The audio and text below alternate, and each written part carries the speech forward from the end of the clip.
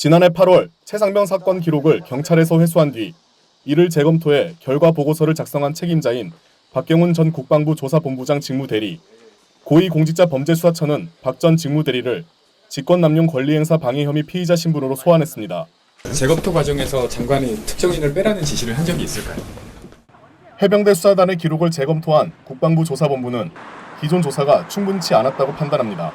사고 당시 현장 재현과 현장 감식, 현장 통제 간부 등에 대한 보강 조사가 충분치 않았고 통상 1에서 6개월가량 진행되는 사망사건 조사와 달리 14일 만에 종료됐다는 겁니다.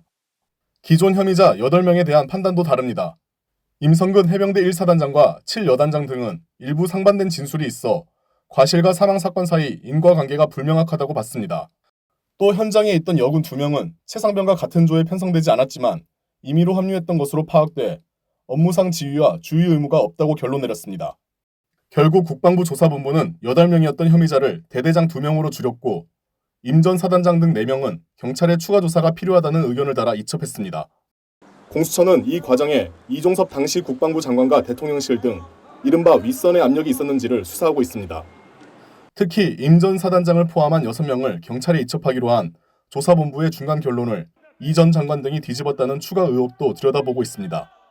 이 전 장관은 기록 회수와 재검토 지시가 적법했고 조사본부의 재검토 과정에도 개입하지 않았다는 입장입니다.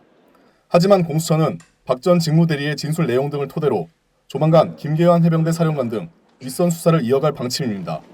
KBS 뉴스 김영훈입니다.